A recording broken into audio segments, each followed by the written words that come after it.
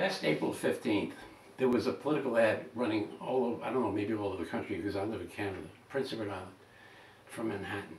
That's what I'm going to talk about tonight. And it was with Mark Ruffalo, and Bernie Sanders is walking around the streets of Brooklyn. And they were showing where he grew up. And there was a little tiny snippet of film, and I took my daughter actually took a still of it and sent it to me. Because I saw this film and I couldn't believe it, because it's in Manhattan, in Harlem, and it's where I grew up, the very same block. Of course, Bernie Sanders has never lived in Manhattan, never grew up in Harlem, and so it was a lie.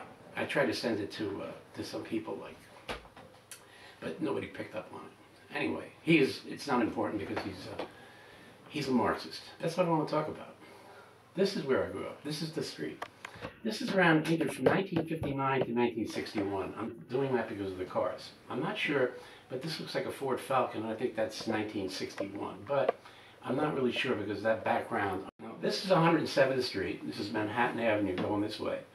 This is Columbus Avenue. I saw Pete Fidel Castro in 59th Street going by in his car. That was before he announced he was a communist. Of course, everybody was cheering because of this neighborhood. At the 4 blocks up that way, on the corner of 107th and West End Avenue, was the United States headquarters for the Communist Party.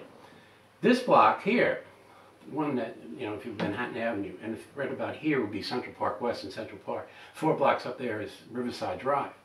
Right about here is PS 154, Booker T. Washington. That's where we played basketball.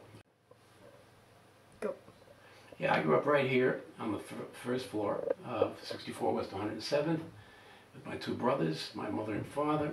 You see these kids here? The pump, that was a fire hydrant right here, and they just turned it off. They also, on this street, the pump was up this street going down that way. The water was just turned off. And now they're playing stickball. This, by the way, is a mop handle. This is what we used to play stickball. We'd go down there to Izzy's and get Spalding's from Spalding Rubber Company, and then we'd play stickball. And the fire hydrants, the manholes were the first base, second base, and the cars were third base, and so on. Now, you notice everybody's black here, and there's Puerto Ricans, and there's blacks, and a few whites, poor whites, all right? The reason I want to talk about this is because of what I call white guilt. I don't have any. All right, because when we were growing up, we were all the same. I went to 125th Street, which is up here, and went to Bloomstein's department store to buy our clothes. And the first gangs, the 50s gangs, the Royal Cobras, were right in their headquarters was right here, at 64 My Stew. The next block over was the Cobras and then the Centers, 109th Street. At 1959, I was picking up the paper at 109th Street, and I saw a shootout where they killed 2 guys. The Royal Cobras and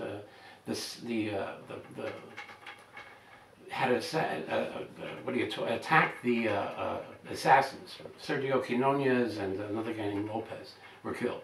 You don't forget things like that. Okay, so what is this thing called white guilt? This idea that, the white people, oh, by the way, about this time, I think it was around 1963, don't forget this entire neighborhood is infested with communists.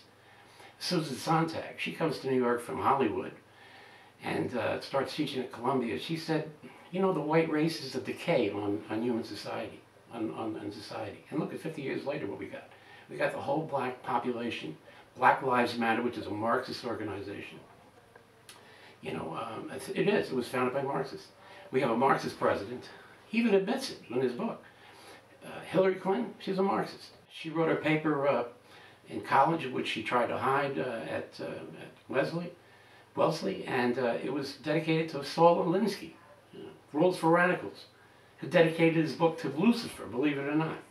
So that's who we got running. We had Sanders, he's an open Marxist, at least this guy is. And this is what they did. The first time that racism, the word racism, was invented by Trotsky in 1932. It's another way it's another form of class warfare. This block here, one day I was coming out, and there was 2 people walking up this block. A white guy and a black girl, and were married. He had a bicycle. And 2 years later, I was a very unusual couple. I auditioned for this Yeah, around 1963, I auditioned. I was a teenager then, and I auditioned for them, and it turned out to be the seminal group that wound up becoming Sesame Street. They were communists. But one of my other guys that I got into the group with was called The Next Stage. Teenage repertory was Roscoe Orman.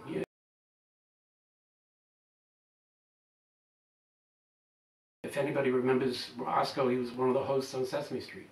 Years later, I was at Harry Belafonte's house on West End Avenue. He was having a party.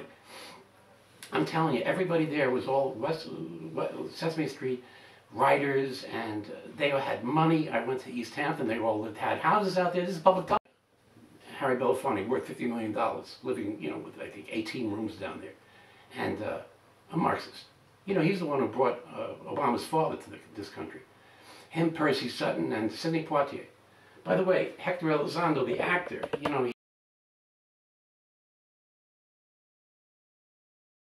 he was in Pretty Woman, the concierge who teaches her manners and so on. He grew up right here.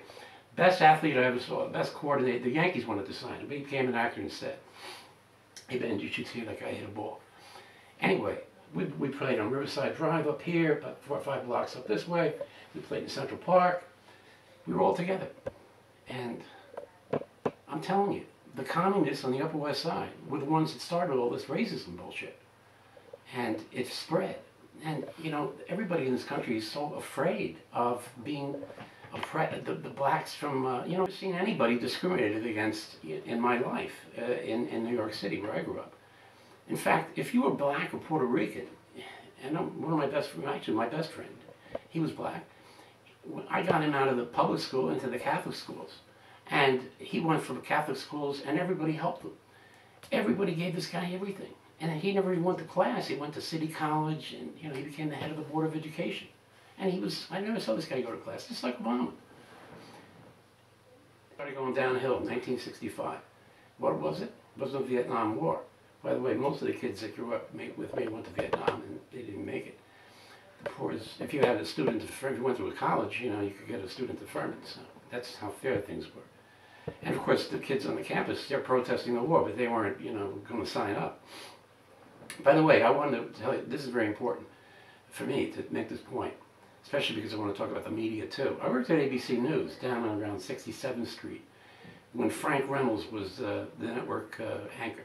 I was part of the film archive, and every day when all these daily electronic feeds would come in from around the world, they would producers would decide which were going to go on the air that night. And my office was in the Café des Arts, and that's where the studio was, where ABC Evening News was broadcast from.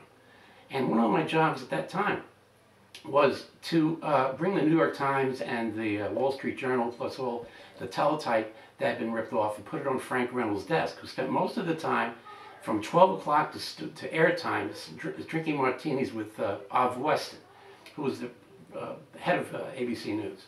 Then going on, and I don't know how he was able to do it because he was completely stoned, and read the news. It was on at 6:30, and then it was broadcast sent to the affiliates at 7, and then it was on the air by 7. The last 5 minutes of that evening news broadcast, he would sit there and talk about what was going on in Vietnam and denounce the government and the war in Vietnam. It was the media, the people in the media, that lost that war for us. Walter Cronkite and Frank Reynolds and Eric Sevareid and all these assholes. And, I'm telling you, things now are so bad that 24 hours a day, if you watch CNN, you don't see anything except bashing Trump. You don't see anything about Hillary Clinton, all the scandals, all the emails, anything. It's unbelievable. Well, why? Because they've been taken over completely. She's a lesbian. Obama's a homosexual and a Marxist. And they say a Muslim. This will use the Muslims in order to cause disruption, and that's what they're trying to do this coming election. They're trying to disrupt this election, and they will. Of course, she won't get anything. She's going to get wiped out. There'll be a landslide. However, I just saw a video of George Soros saying that, yeah, he admits that Donald Trump will get the landslide, but not the electoral college votes. So you can be sure he's going to try to monkey around with it. The cabal, as I call them, are going to try to take control And they already control the networks. They control the people who do the polls. Anybody who has any common sense knows this, all right? But let's go back to what I was trying to say. You know, this thing about Wright.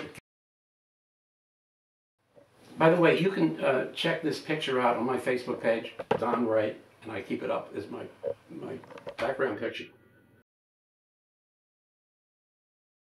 Tomorrow is Labor Day here in the United States. I'm still an American citizen, by the way. I'm not Canadian. I'm still not interested in Canadian politics, although things are pretty bad up here right now. You know, the new Prime Minister is, I was not talking about him. Anyway, the election. Now, Trump is from New York, like I am. And, you know, people say this guy, this, that, you know, he's just told it like it is. But one thing I can tell you about Donald Trump, and I've known him my whole life, and being in Manhattan, is anytime he says he's going to do something, he has always done it. Again, the media is totally bought, controlled by the powers to be that are trying to get Hillary Clinton elected. So on election night, don't listen to them. Don't listen. You know, actually pay attention to the exit polls, because that's what tells you who's ahead. And if Trump is ahead and they say she wins the election, you know that's been rigged. And Soros has got involved in this, and that's really bad news, because he's involved in voting machines. But you know, he said that Brexit was not going to win, so he lost on that one too. So that's what I'm hopeful about. And we have one last chance. If she becomes the president, we're finished. She's exploiting racial warfare, so is the communists in the White House now. And she's not any better, she's worse. And she's a criminal. Yeah, one more thing.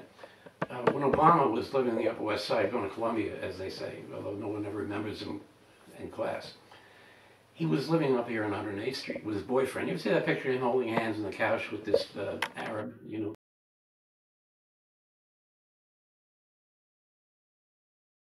That was his boyfriend. Or from Pakistan, I believe. Anyway, don't tell me about racism. Don't tell me about the freaking media, right? Because I was there, I saw it, and I said, they're trying to control this election. They're trying to get this lesbian, communist, criminal elected, whose health is falling apart. I don't know if she'll make it. She'll drop dead. And look at the other guy that she's picked. This guy's supposed to be a Catholic. Liberation theology, Christian Marxism, that's all it is. Like this Pope we got. This Pope we got from Argentina. He's a Marxist. I mean, you could cut these guys on a cookie cutter. You know, they're all from this neighborhood. It all started here. I cut my teeth on these people. Anyway, I'm being told that I got to wrap this one up. So, until next time, see ya.